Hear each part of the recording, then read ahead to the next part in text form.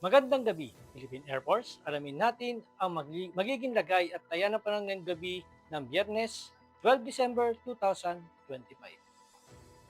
Para sa ating synoptic situation, shear line ang siyang nakakapekto dito sa eastern section ng Southern Luzon at Visayas na magdadala ng maulap na kalangitan na may kalat-kalat na pag-ulan, pagkulog at pagkidlat, partikular nga sa Laguna, Quezon, Marinduque, Romblon, Bicol Region at Eastern Visayas.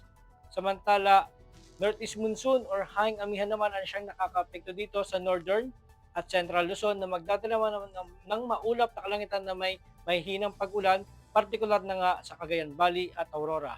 Asahan naman natin ang bahagyang maulap hanggang sa maulap na kalangitan na may hinang pag-ulan, partikular na sa Metro Manila at natitirang bahagi ng Luzon. Samantala, itong easterly sumainit na hangin ang gagaling sa Karagatan Pasipiko ang siyang nakakapekto naman sa natitirang bahagi ng ating bansa na magdadala ng bahagyang maulap hanggang sa maulap na kalangitan na may pulupulong pag-ulan, pagkulog o pagkidlat.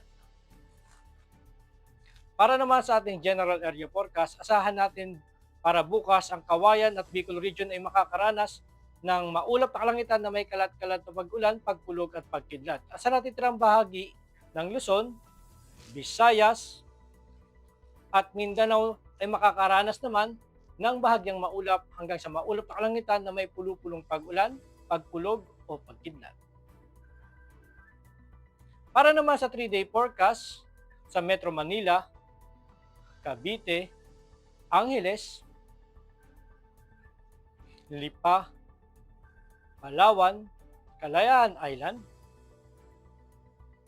Mactan, Zamboanga at Davao ay makakarana sa susunod na 3 araw simula Linggo hanggang Martes ng bahagyang maulap hanggang sa maulap na kalangitan na may pulupulong pag-ulan, pagkulog o pagkidlat. Ang araw ay lumubog kaninang 17:28